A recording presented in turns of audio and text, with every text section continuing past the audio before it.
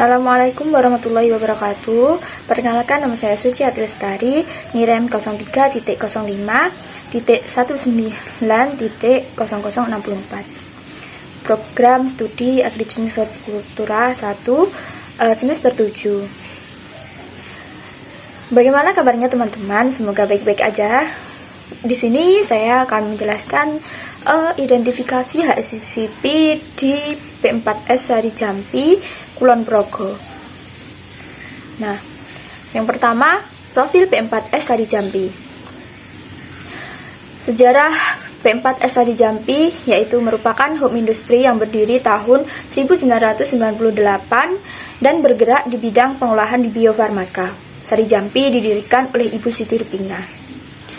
Visi dari P4S Sari Jampi yaitu olahan biofarmaka Sari Jampi menjadi pilihan terbaik dan terpercaya dalam rasa dan kualitas. Sedangkan misinya yaitu menjadi pebisnis olahan biofarmaka inovatif dengan kualitas terbaik, bercita rasa tinggi, dan mengutamakan pelayanan kepada pelanggan dengan harga yang terjangkau. Nah, P4S Sari Jampi ini berlokasi di Gunung Gondang RT 21 RW 11 Margosari, Pengasih, Kulon Progo, Daerah Istimewa Yogyakarta. Nah, produknya yaitu yang akan kita identifikasi HACCP adalah jamu cair kunyit asam. Kemudian yang kedua yaitu identifikasi permasalahan dan solusi. Yang pertama dari aspek pasca panen, permasalahan yang diketahui di P4 Sari Jampi yaitu belum adanya SOP pasca panen komoditas yang diproduksi, yaitu komoditasnya kunyit dan asam. Yang kedua, komoditas memiliki waktu simpan yang relatif singkat, jadi mudah busuk jika penanganannya tidak sesuai dengan SOP. Apalagi kunyit ini merupakan bahan baku segar yang mana perlu adanya penanganan khusus untuk rimpang tersebut, bagaimana agar bisa tahan lama. Kemudian solusi yang bisa digunakan yang pertama tentunya membuat SOP penanganan pasca panen kunyit segar. Yang kedua, menerapkan sistem FIFO, first in first out. Jadi bahan baku kunyit segar ini yang masuk pertama, itulah yang harus keluar pertama. Kemudian aspek yang kedua yaitu pasca panen mengenai sosial dan ekonomi. Permasalahannya, tenaga kerja bagian produksi pasca panen masih terbatas. Untuk solusinya, penambahan tenaga kerja produksi. Dan yang terakhir yaitu di bagian produksi dan pengolahan. Permasalahannya, yang pertama, belum terdapat standarisasi kunyit terkait penerapan QA. Yang kedua, penerapan K3 belum berjalan dengan baik.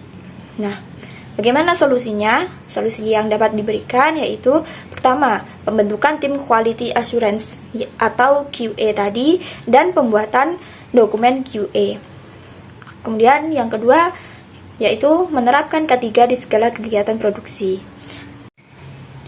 Lanjut, penerapan HACCP di P4S Sari Jampi. HACCP atau Hazard Analysis and Critical Control Point merupakan sebuah sistem yang akan mengontrol kondisi makanan sesuai dengan tolak ukur yang ditetapkan. Tujuan dan sasaran HACCP adalah memperkecil kemungkinan adanya resiko bahaya yang bisa saja terjadi akibat adanya kontaminasi mikroba patogen atau setidaknya bisa memperkecil potensi mikroba patogen untuk tumbuh dan berkembang. Nah, penerapan HACCP di P4S Sari Jampi ini belum ada dan belum diterapkan. Nah, selanjutnya kita masuk pada bahasan kita yaitu identifikasi HACCP. Yang pertama, tentunya kita mengetahui ya produk apa yang akan kita HACCP-nya itu yang perlu menggunakan HACCP. Nah, di sini saya mengangkat produk dari P4 Sari S Jampi yaitu kunyit asam. Nah, ini merupakan varian jamu cair. Kemasannya di P4S Sari Jampi menggunakan botol plastik dengan isi bersih 400 sampai 500 ml. Nah, umur simpan produk ini 1 kali 24 jam jika ditaruh di suhu ruang. Tetapi jika dimasukkan dalam lemari es, itu bisa bertahan sampai 1 minggu dengan syarat produk itu dalam kondisi beku. Nah, cara konsumsinya bagaimana? Mudah saja. Minuman ini bisa langsung diminum. Jadi ketika hangat gitu, dan walaupun sudah dingin pun masih segar untuk dinikmati. Apalagi jika ditambahkan es, semakin segar. Tentunya penambahan es ini tidak akan mengurangi manfaat dari kunyit asam sendiri. Kemudian berikut merupakan diagram alir produksi jamu kunyit asam, atau bagaimana sih prosesnya pembuatan jamu kunyit asam ini. Yang pertama, tentunya kita mempersiapkan bahan, alat dan bahan. Kemudian rimpang kunyit segar kita iris, kemudian kita haluskan untuk bisa diambil airnya, sari-sarinya. Kemudian air dari perasan tadi kita rebus bersama dengan asam jawa dan gula merah. Kemudian kita saring. Kemudian hasil dari pencampuran tadi kita diamkan sampai dingin, enggak terlalu panas, agar tetap awet, mudah memiliki daya simpan yang panjang lama. Kemudian kita masukkan ke botol-botol, lalu kita tutup dan diberi label. Mudah bukan?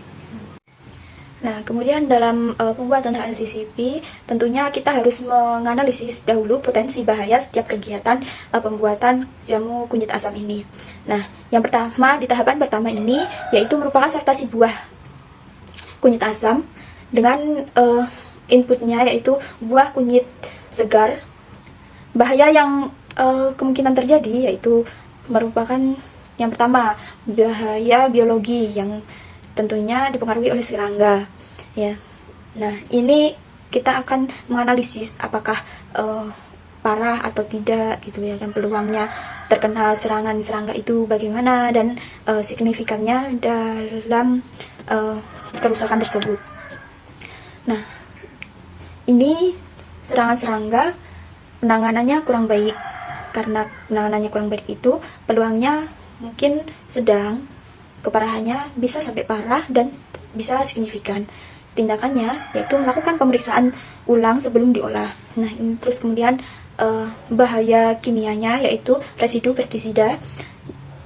Ini penggunaan pestisida saat perawatan tanaman. Nah, potensinya bahaya ini berpeluang juga sedang, tapi tingkat keparahannya bisa sampai parah dan signifikannya bisa signifikan. Ya, sedang. Kemudian tindakannya gimana? Yaitu tindakannya dilakukan pencucian ulang menggunakan sabun khusus dengan air mengalir. Kemudian bahaya fisik yaitu benda asing, adanya benda asing. Kotoran yang masih menempel pada produk itu yang biasanya ikut terbawa ketika sortasi. Nah, bagaimana peluangnya? Mungkin peluang tersebut dengan identifikasi sedang, keparahannya juga bisa sampai parah, dan signifikannya juga bisa sangat signifikan. Bagaimana tindakannya? Yaitu dilakukan proses pemeriksaan visual. Kemudian ada tahapan pencucian. Pencucian ini juga potensi bahayanya ada biologi, kimia, dan fisik. Kemudian ada pengirisan. Pengirisan ini potensinya lebih ke fisik. Untuk biologi dan kimia dalam pengirisan sudah tidak ada. Selanjutnya, dalam pemerasan itu kemungkinan yang terjadi yaitu bahaya biologi. Kemudian proses penyaringan, potensi bahayanya itu lebih ke fisik.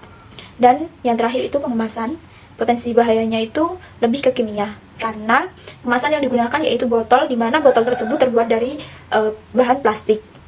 Dan bahan plastik tersebut dibuat dari bahan-bahan senyawa kimia, sehingga apabila olahan kunyit asam dikemas ketika masih panas, nah itu berpotensi sangat besar reaksinya dengan senyawa yang dalam plastik tersebut. Nah, setelah menganalisis bahaya yang ada, kemudian kita identifikasi TKK atau titik kendali kritis yang ada. Nah, identifikasi TKK ini menggunakan decision tree atau pohon keputusan, di mana pada indikator pertama atau P1 adakah tindakan, kemungkinan jawaban iya dan tidak. Jika iya, langsung lanjut ke indikator kedua, P2, tetapi jika tidak, perlu dianalisis lagi apakah pengendalian pada tahapan ini perlu untuk diatasi atau tidak. Jika tidak, itu artinya bukan TKK.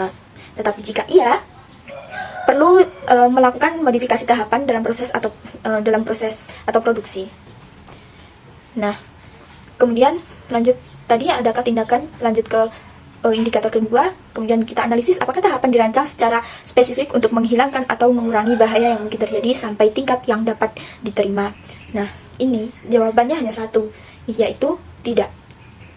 Jika tidak, itu akan lanjut ke indikator ketiga atau P3, di mana kita harus menganalisis lagi dapatkah kontaminasi dengan bahaya yang diidentifikasi terjadi melebihi tingkatan yang dapat diterima, atau dapatkah ini meningkat sampai tingkatan yang tidak dapat diterima.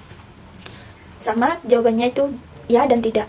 Tetapi jika jawaban iya, itu lanjut ke indikator keempat atau P4, dan kita harus menganalisis apakah tahapan berikutnya menghilangkan bahaya yang teridentifikasi atau mengurangi tingkatan kemungkinan terjadinya sampai tingkatan yang dapat diterima. Nah, ini jawabannya ya dan tidak. Untuk indikator P2 tadi kan jawabannya tidak, itu lanjut ke P3 dan P4. Tetapi jika jawabannya iya, itu otomatis udah langsung itulah yang menjadi titik kendali kritis. Nah, berikut merupakan lembar identifikasi TKK yang dihasilkan dari proses pembuatan kunyit asam. Nah, dari tabel tersebut diketahui bahwa sortasi kunyit, pencucian kunyit, pemerasan kunyit, pengemasan kunyit itu merupakan HACCP. Tetapi pada tahapan pengirisan kunyit itu identifikasinya bukan merupakan CCP. Untuk penetapan pengendalian TKK yaitu sebagai berikut. Baik, itulah identifikasi HACCP di P4S Sari Jampi, terutamanya untuk produk jamu cair kunyit asam. Kurang dan lebihnya saya mohon maaf, semoga bermanfaat untuk kita semua. Terima kasih. Wassalamualaikum warahmatullahi wabarakatuh.